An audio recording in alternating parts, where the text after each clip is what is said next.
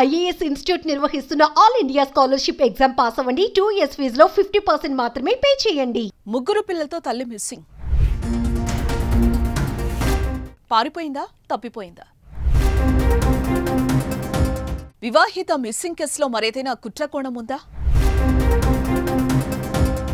కనిపించకుండా పోయిన నలుగురు సేఫ్గానే ఉన్నారా? ఉంటే ఎక్కడ? ఓ వివాహిత తన ముగ్గురు పిల్లలతో సహా కనిపించకుండా పోయిన ఘటనలో వినిపిస్తున్న రేకెత్తిస్తున్న ప్రశ్నలివే. జగిత్యాల జిల్లా కోరిట్లం పట్టణంలోని 22వ వార్డు రామ్నగర్ కాలనీలో కేలేటి రంజిత్, మహితశ్రీ దంపతులు కాపురం ఉంటున్నారు.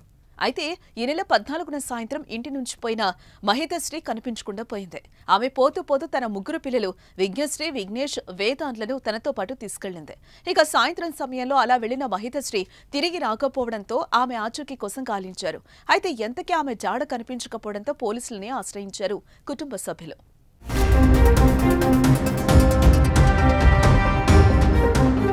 భర్త రంజిత్ మిస్సింగ్ అయిన వివాహిత మహితశ్రీ తల్లి ఫిర్యాదుతో మిస్సింగ్ కేసు నమోదు చేసుకున్న పోలీసులు ఆమె కోసం గాలిస్తున్నారు. వివాహిత మిస్సింగ్ అయిందా, కిడ్నాప్ కు గురైందా, మరో వ్యక్తి మాయమాటలకు చిక్కి అతనితో వెళ్లిపోయిందా అనే కోణంలో పోలీసులు దర్యాప్తు చేస్తున్నారు.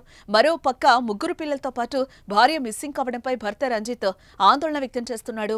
తన భార్యతో పాటు ముగ్గురు పిల్లల ఆచూకీ త్వరగా తెలుసుకోవాలని పోలీసులను వేడుకుంటున్నాడు.